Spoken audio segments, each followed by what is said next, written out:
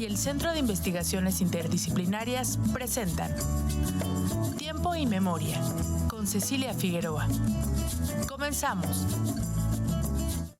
Buenas tardes, bienvenidos a una emisión más de este programa. Hoy nos vamos a remitir a tiempos muy antiguos. Sin embargo, vamos a hablar de qué tienen que ver con nuestra actualidad, con nuestra cultura, con nuestra cosmovisión, con nuestras creencias incluso. Y vamos a hablar específicamente de las llamadas grandes civilizaciones de la antigüedad. Mesopotamia, Egipto, la antigua Grecia, Roma. ¿Y por qué de estas cuatro y no de otras? Pues porque aquí el especialista nos lo va a aclarar, que son las más importantes, pero además porque se inscribe en un diplomado de carácter internacional que estamos ofertando en la Facultad de Filosofía de la Universidad Autónoma de Querétaro, que se llama Historia del Pensamiento y de la Cultura en la Antigüedad. Y me permito presentar al invitado de hoy. Él es el maestro en Historia Antigua por la Universidad Complutense de Madrid, Felipe Mosterín Cantón, y orgullosamente es egresado de nuestra licenciatura en Historia de la UAC. Hola, Felipe. Gracias por estar acá. Muchas gracias, muy buenas tardes. Es un gusto estar aquí y compartir un poco de lo que he aprendido tanto en la UAC como fuera. Bueno, pues vamos a empezar. Mira, Egipto. Tú se ve que eres apasionado de la literatura en Egipto. Nosotros pues solo vemos pirámides divinas, libros de los muertos, faraones embalsamados, oro por aquí, oro por allá. Pero el especialista en historia antigua, ¿qué nos puede traer a los que no somos especialistas en Egipto y en historia antigua? Bueno, Egipto, como bien mencionabas, es una de las llamadas civilizaciones originarias, de estas civilizaciones que desarrollaron por primera vez escritura, ganadería, agricultura, y ese foco de cultura se expande hacia otras culturas, por llamarlas de alguna manera, menores, como en este caso pudiera ser la griega, que ella no fue una civilización originaria. Y efectivamente Egipto normalmente se le relaciona con la parte mitológica, todos estos dioses muy famosos, Tot, Horus, Isis, Osiris, y que han pasado mucho a la cultura popular gracias a cosas pues no necesariamente académicas como pudieran ser el tarot o la cultura popular, pero algo muy importante del antiguo Egipto que es poco conocido para el público en general sería, por ejemplo, la literatura.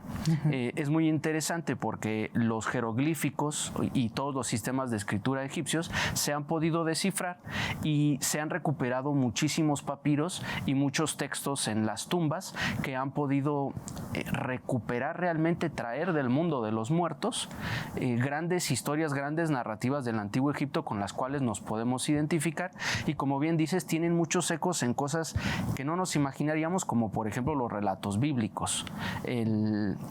El cuento de cómo Moisés separa los mares, el Mar Rojo, en realidad es una réplica de ciertos cuentos del antiguo Egipto, de estos magos que hacían trucos con el agua arriba de las barcas para entretener a los faraones. Eso es algo que realmente lo tomamos como muy hebreo o de la tradición judío-cristiana, cuando realmente estuvo bebiendo de fuentes egipcias. Pero sin duda el clásico de la literatura egipcia sería el cuento de Sinué. Sinué el egipcio, que es esta historia clásica de cómo un héroe, que es un funcionario real egipcio, que se entera de una noticia muy extraña, entra en pánico y huye de Egipto. Probablemente escucha que asesinaron al rey, que hubo una conjura, lo están culpando, y antes de que lo asesinen abandona a su familia y abandona a su país. Se va a lo que hoy es Levante, Siria, lo que hoy sería Palestina, etcétera. Ahí se vuelve un gran personaje porque tiene todo el bagaje cultural de toda la administración egipcia, es decir, es un burócrata ideal. Esa es la intención de la obra. ¿Cuál es el cuál es la función de un burócrata y qué es lo que puede aportar. Organizar, sacar los recursos, porque estamos hablando de una civilización que no conoce propiamente lo que es el dinero, la plata, las monedas, sino que tienen que manejar los recursos. Entonces, cuando un burócrata sabe hacer eso, es un buen funcionario para su rey, pero no está en su patria y está muy triste. Entonces, toda la historia es cómo se vuelve a ganar el favor del faraón para regresar a su patria. Y nosotros como mexicanos podemos hacer una vinculación muy especial con Sinué por esa canción de México lindo y querido, si muero lejos de ti, pues que digan que estoy dormido y me traigan a ti, porque Sinué está muy preocupado de morir fuera de Egipto y morir como un salvaje y que lo entierren como un salvaje. Pero fíjate que hablando de esto de la administración y de ser burócrata, tú gracias a los artículos que nos has regalado en la sección Rosa en Bengala del periódico Noticias Dominical, yo recuerdo que tú escribes uno específicamente de los burócratas del Antiguo Egipto y nos dicen, no crean que eran cualquiera como tipo México siglo XX y XXI, no, a ver, eran personas súper preparadas que tenían que saber escribir, de matemáticas, como tú dices, de administrar, es decir, pertenecían a una élite, ¿verdad? Era una super élite, una super élite. Ese de hecho es el gran problema del Antiguo Egipto. Lo que sabemos es de la élite, porque ellos tenían los materiales que se conservan y todo lo demás pereció. Entonces esta escritura nos habla del ideal de una clase muy privilegiada, muy educada, y de hecho ellos mismos dejan consejos a sus hijos con los cuales todavía te puedes identificar de... Aprender jeroglífico es difícil, muy difícil, pero más difícil es trabajar en el campo, más difícil es ser un remero o un panadero, y te describe todos los oficios como muy pesados y al final te dice, sí, hay un desgaste intelectual importante en el ser un burócrata, un funcionario real, pero al mismo tiempo el faraón, que es muy bueno, te va a reconocer, no vas a tener tú que ser sometido, sino que tú te vuelves en el controlador de otros. Esa es una virtud que se promueve mucho entre la burocracia egipcia y sí, definitivamente se separa mucho de lo que hoy podríamos imaginar como un burócrata con un sello que tiene un falso poder, sino que en este caso es alguien que tiene un poder intelectual real, que si no administra bien los recursos, pues se muere su gente y ultimadamente él, porque muchas veces tenían que ser mandados a expediciones para conseguir diferentes productos o una expedición militar y tenían que estar bien suministrados y de eso dependía el éxito y su supervivencia. Era un tema muy serio. Oye, en el caso de Egipto como en el de la escritura maya, entiendo que es muy reciente el saber descifrar qué decía ahí, y esto es gracias a la piedra de Rosetta, ¿verdad? Que está, que se encuentra un francés y que está en 3 lenguas diferentes y entonces ya dicen, aquí dice esto, ¿es así? Exactamente, esto es a partir de la expedición napoleónica en Egipto, digamos a principios del siglo XIX. Esta piedra es muy curioso porque hoy se encuentra en el Museo Británico, aunque la encontraron los franceses, como estaban peleando sobre el control de Egipto, se dieron cuenta muy rápido del valor que tenía porque está escrito en 3 sistemas, en griego, que era perfectamente legible, en el primer, por decirlo, un cursivo jeroglífico y luego los jeroglíficos. Es que hay 4 tipos de jeroglíficos, del más sencillo o unos trazos más rápidos hasta los más sagrados. De hecho, la palabra jeroglífico significa escritura sagrada y no se pudo leer por milenios. Curiosamente, los jeroglíficos es el sistema de escritura que se ha utilizado por más tiempo, porque se utilizó por más de 2000 años en el Antiguo Egipto, se perdió por otros 2000 y en el siglo XIX Champollion fue el que encontró la clave para traducirlo, que era a través de los nombres de los reyes extranjeros, como la dinastía de los Ptolomeos, la famosa de Cleopatra, era de origen griego, pues sus nombres eran griegos, como Cleopatra, la que le da fama a su padre, es un nombre griego, y ese nombre no puede ser pronunciado con únicamente los valores fonéticos del egipcio, entonces tuvieron que adaptarlo a los sonidos griegos y fue ahí donde Champollion encontró la llave para traducirlo.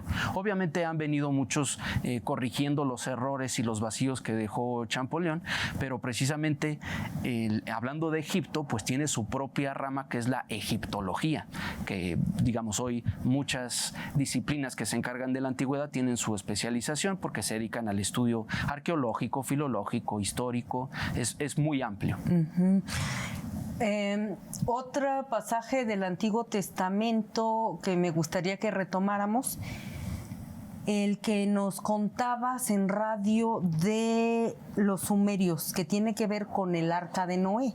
Es decir, esa es la parte que si no eres humilde te decepciona como habitante del siglo XXI y creyente, porque dices, ¿que nosotros no descubrimos eso? ¿Pero que no fue única vez? Y no, resulta que todos esos relatos e incluso rituales vienen de los fenicios, de Mesopotamia, del antiguo Egipto. Platícanos este mito de nuestro Noé cristiano, pero allá en el antiguo Mesopotamia. Sí, Mesopotamia tenía diferentes obras de literatura que componían su mitología y en la cual, como muchas otras culturas, hablaban de un diluvio. Nada más que ese diluvio no tenía la explicación del Antiguo Testamento de pecado y renovar a la humanidad, sino únicamente era cuestiones de que los dioses estaban molestos por la falta de adoración. Los dioses crean a los hombres para que los adoren y en el momento en el que los dejan de adorar, pues tiene que haber consecuencias y también los hombres deben de trabajar para los dioses. Entonces surge este famoso diluvio y únicamente sobrevive un personaje y su esposa, que es Utanapishtim.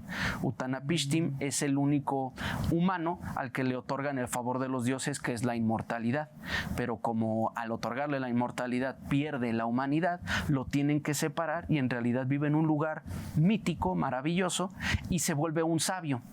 Ese sabio es el que después es consultado por el héroe mesopotámico por excelencia, que es Gilgamesh, este que está obsesionado por encontrar la llave de la inmortalidad, y pues a quién mejor preguntarle que al superviviente de todo digamos, ira de los dioses. Pero fíjate cómo el diluvio atraviesa muchas civilizaciones. Acá en los mayas, quiché, el Chilam Balam habla de un diluvio, ¿no? Incluso los griegos también tienen un mito del diluvio. Eso no es muy raro, estos paralelismos, porque pues en todos lados diluvia.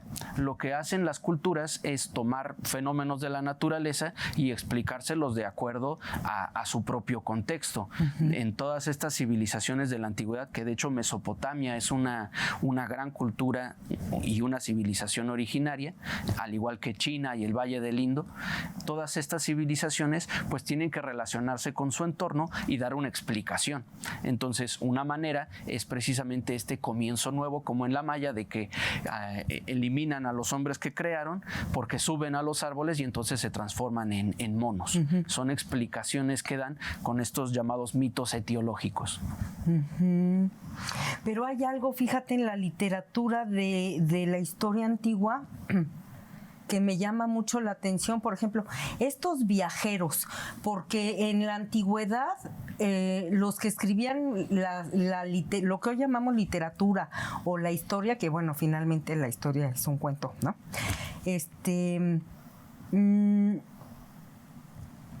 Describen unas cosas que dices, a ver, espérate. Por ejemplo, un como tigre que lanza dardos por acá y por acá, y envenenados. Y dicen, yo lo vi, ¿no? Incluso hay varios viajeros que dicen que viajan a este antiguo mundo, ya en la Grecia antigua, y son relatos mágicos. Tú que conoces de estos temas, ¿con qué te quedas o qué opinas al respecto? ¿Eran simples invenciones o qué pasa ahí con esos mitos? ¿Qué nos quieren decir? Hay de todo. En el mundo y la literatura de viajes hay de todo. Hay relatos que han sido comprobados, por ejemplo, por la arqueología, y el ejemplo paradigmático es Heródoto. Heródoto, que fue un gran viajero de la antigua Grecia, era una especie de cosmopolita, no porque se identificara con todos lados, sino porque viajaba mucho. Él nos habla mucho de la construcción de las pirámides de Egipto. Y parte de su intención es explicar lo que es ser griego y al mismo tiempo en contraposición los que no son griegos, los bárbaros. Entonces él habla de que este rey ambicioso, el faraón, quería construir para su propio beneficio esta tumba y pues como la tenía que pagar, no se le ocurrió otra cosa más que prostituir a su hija. No hay ningún relato que compruebe históricamente eso. Lo que sí se comprueba con las fuentes egipcias es que ese rey era un tirano, era alguien que estaba obsesionado con el poder. Toda su dinastía, la dinastía tercera y cuarta, estaban llenas de tiranos que querían gastar mucho dinero, y las dinastías posteriores se encargan de desprestigiarlas y decir es que gastaban muchísimo, no invertían en templos y en el repartimiento de los productos, que era lo que realmente hacía crecer a los diferentes reinos. Y también nos habla, por ejemplo, de los pueblos escitas, que es un conjunto de diferentes pueblos que habitaban todo el norte de Europa y todo el norte del centro de Asia. Por ejemplo, el sur de Ucrania y el sur de Rusia está lleno de todas estas culturas que él homogeneiza. Entonces él habla, por ejemplo, de cómo sus rituales de luto era cortarse el cabello y matar caballos, y eso se ha comprobado arqueológicamente. Entonces hay muchos registros de Heródoto que son certeros, y también tiene unas cosas que son fantasía porque no tenía una crítica a sus fuentes. Él decía, yo escuché y te cuento. Será cuestión de tu propio criterio si estás convencido por ello o no. Recurría a lo que hoy llamamos la historia oral. Exactamente. ¿No? Sí, una historia oral para tratar de llegar a un propósito que él quiere describir, pero sí, sus fuentes son muchísimas orales. Pero bueno, finalmente esos mitos nos hablan de esas culturas que si no fuera por esos viajeros ni siquiera sabríamos, ¿no? Que existen, ¿no? Y por ejemplo, de la arquitectura, la literatura griega, fíjate, tú dijiste algo que nos rompe el paradigma, porque para los occidentales nuestra cultura madre de la que abrevamos, siempre decimos, no es la helénica, porque los romanos, y el derecho romano, y ellos abrevaron de los griegos. Y tú nos rompes el corazón diciéndonos que no era originaria. Entonces, si no era originaria, ¿de dónde abrevó? Digamos, cada cultura es heredera de otras. En este caso, las originarias obtienen ese nombre porque son focos que iluminan de cierta manera con inventos claves, lo que se le llama la revolución neolítica, la agricultura, la metalurgia, la religión organizada, la división del trabajo, es decir, que dejen de ser, digamos, recolectores a ser productores de sus alimentos y se vuelven pues centros urbanos muy importantes, y de ahí se difunden.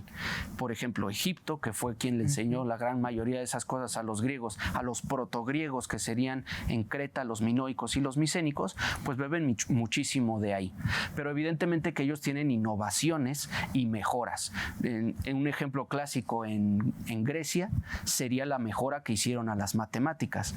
Ellos reconocían muchísimo todo el valor y toda la sabiduría de los egipcios. Incluso se han descubierto tablillas mesopotámicas que tienen calculado el teorema de Pitágoras mucho antes que el filósofo. El problema es que los griegos son de los que tenemos muchísimas fuentes, se han conservado, les podemos dar nombre, lugar, efectivamente, a sus descubrimientos, y le dieron el elemento teorizante. La filosofía, por ejemplo, es un invento 100% griego. En su propio mundo. No es que las otras culturas no pensaran o no hicieran unas reflexiones profundas, sino que darles el carácter teórico, eso fue algo propiamente griego. Igual que la polis, ¿no? La democracia, la política, todo eso de lo que claro. Somos. Y en nuestro mundo actual, aquí chiquito, ¿qué herencia nos quedamos y que podemos ver aquí ahorita de esas culturas? Eso es muy importante porque parece que hablamos de algo, y en efecto muy lejano geográficamente y temporalmente, pero resulta sorprendente que en nuestra propia ciudad tenemos, por ejemplo, un acueducto que es clara influencia romana, los arcos. ¿De qué siglo de los romanos? Bueno, ¿de qué milenio? Porque fíjate que eso, perdón que te interrumpa, sí. Pero sí están bellísimos nuestros queridos arcos, pero la gente que sabe, los arquitectos, dicen, ay, no inventen, esa es tecnología romana. O sea, ¿de antes de Cristo? Sí, de antes de Cristo. Y lo maravilloso de muchos acueductos romanos es que siguen funcionando. O sea, muchos siguen suministrando agua. El detalle no es propiamente la belleza que lo puede tener, sino la funcionalidad, porque los romanos son tradicionalmente considerados un pueblo pragmático por excelencia. Tomaban lo que les servía de todos los pueblos y lo unían.